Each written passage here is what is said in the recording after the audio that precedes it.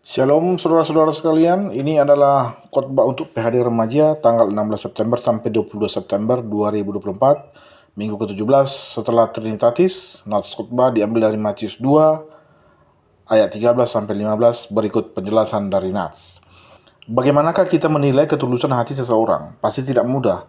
Seringkali kita tertipu dengan penampilan luar seseorang. Seperti ada pepatah yang mengatakan, rambut sama hitam, tapi hati orang siapa yang tahu? Banyak orang yang kelihatannya tulus hatinya, namun mereka melakukan hal-hal yang jahat di belakang kita.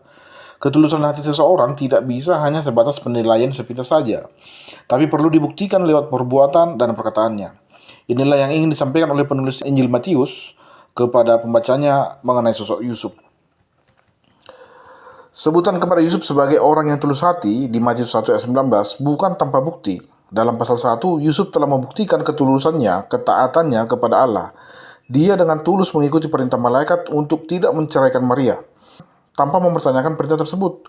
Sebab sebelumnya, Yusuf tidak pernah bertemu atau bahkan berbicara dengan malaikat, walau hanya sekalipun.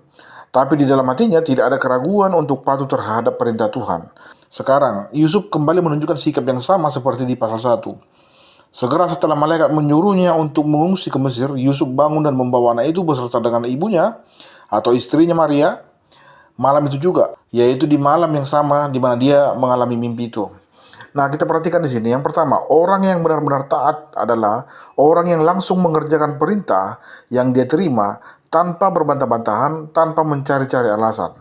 Bisa saja Yusuf mempertanyakan maksud dari perintah tersebut. Yang pertama, mungkin dia bisa berkata begini, bukankah anak ini akan menjadi besar dan akan disebut sebagai anak Allah yang maha tinggi? Lukas 1 ayat 32. Bukankah anak ini akan menjadi raja atas kaumnya? Di Lukas 1 ayat 33. Kok sekarang malah disuruh minggat, pergi dari negeri sendiri? Bila anak ini memang benar anak Allah, seperti yang disampaikan malaikat kepada Maria, apakah tidak ada jalan lain untuk menyelamatkan dirinya dari manusia yang sebenarnya tidak ada apa-apanya? Tidak bisakah Allah memanggil malaikat-malaikat untuk menjadi pengawalnya? Atau memanggil kerubim yang katanya punya pedang yang menyala-nyala untuk menjaga pohon kehidupan itu? Kenapa Allah tidak membinasakan saja Herodes yang berusaha membunuh anak ini, supaya mereka tidak susah-susah untuk pindah? Yang kedua, bisa saja Yusuf mempertanyakan tempat tujuannya. Kenapa harus ke Mesir?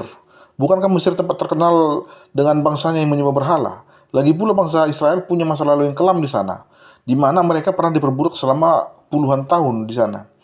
Tapi kan bukan itu yang dilakukan oleh Yusuf. Sikapnya sama seperti sikap leluhurnya Abraham yang langsung pergi mengikuti perintah Allah, walaupun dia belum tahu kemana tempat yang akan dituju. Perlu kita pahami bahwa Allah berkuasa mempergunakan tempat-tempat terburuk sekalipun sebagai tempat untuk mendapatkan pertolongan. Sebab bumi adalah milik Tuhan, dan ada kalanya bumi ini ia pakai untuk menolong perempuan itu. Wahyu 12 ayat 16. Lagi pula kepergian Yusuf dan keluarganya ke Mesir akan menggenapi nubuatan Allah kepada Nabi Hosea yang tertulis di Hosea 11 ayat 1. Ketika Israel masih muda, kukasihi dia, dan dari Mesir kupanggil anakku itu. Yang kedua, mengikuti Tuhan artinya harus siap terusir dari tanah kelahiran kita dan menjadi musafir di negeri orang. Yusuf sebelum bertemu dengan Maria mungkin adalah orang yang hidupnya sangat senang dan tenang. Tidak ada ancaman apapun yang terjadi terhadap nyawanya. Namun sejak Maria mengandung, mereka harus hijrah ke sana kemari, ditolak di tanah kelahirannya.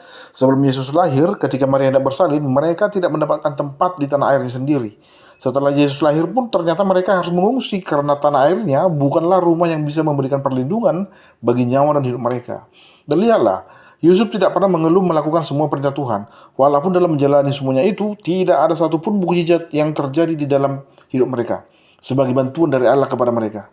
Kalau kita melihat ke depan, Yesus pernah berkata, apabila mereka menganiaya kamu dalam kota yang satu, larilah ke kota yang lain. Memang Mesias yang akan menggantikan kita pasti akan datang.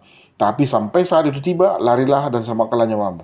Jadi dari sudut pandang firman Tuhan, ketulusan hati bukan sekadar kerelaan melakukan kebaikan kepada orang lain, tapi juga rela melakukan kehendak Tuhan tanpa keraguan.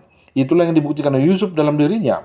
Karena ketulusannya, Tuhan memakainya dalam rancangan karya keselamatan umat manusia.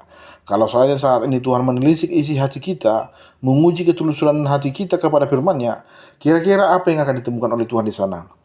Apakah kita sudah bisa memiliki ketaatan seperti Yusuf?